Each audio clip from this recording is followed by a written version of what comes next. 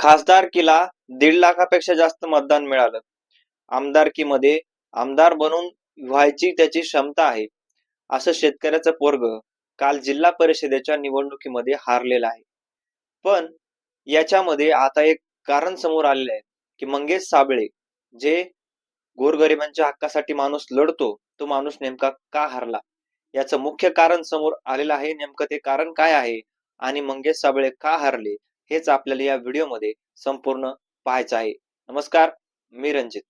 मंडळी, मुद्दा हक्काच्या या चॅनलवर तुम्ही नवीन असाल तर चॅनलला सबस्क्राईब करा, कारण आपल्या चॅनलवर आपण असेच वेगवेगळे विविध माहितीपूर्ण व्हिडिओज खास तुमच्यासाठी बनवत राहत असतो. मंडळी, मंगेश साबळेंना मतदान किती मिळालं? सगळ्यात महत्वाचं, वडोद बाजार सर्कलमध्ये मंगेश साबळेंच्या विरोधामध्ये भाजपचा उमेदवार होता आणि या भाजपच्या उमेदवाराला टक्कर मंगेश साबळेंनी अगदी जोरदार दिलेली होती.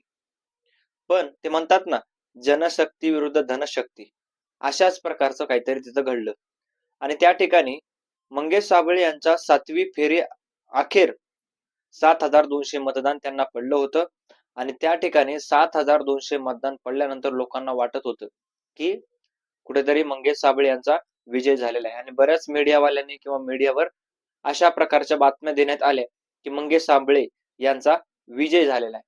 मात्र शेवटच्या जसं जसं निकाल शेवटच्या टप्प्यात जातो, जे लीडवर असलेले मंगेश साबळे हे उतरायला सुरू होतात, खाली यायला लागतात आणि जो काही त्यांचा संघर्ष आपण आजपर्यंत पाहिलाय तो संघर्ष तिथे संपतो की काय, अशा प्रकारचा प्रश्न पडायला लागतो.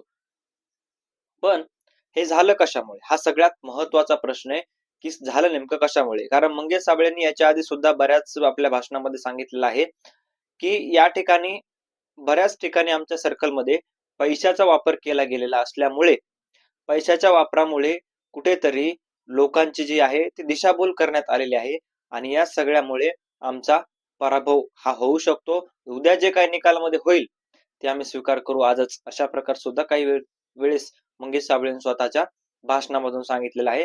कारण तिथं मोठ्या प्रमाणामध्ये धनशक्तीचा वापर हा त्या ठिकाणी होत होता, अशा प्रकारचे आरोप सुद्धा मंगेश साबळे यांनी लावले होते.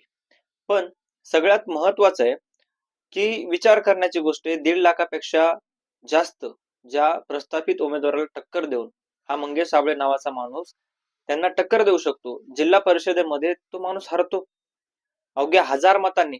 8,200 मतं मंगेश साबळे यांना मिळाली आणि त्या ठिकाणी 1000 मतांनी मंगेश साबळे यांचा पराभव झाला.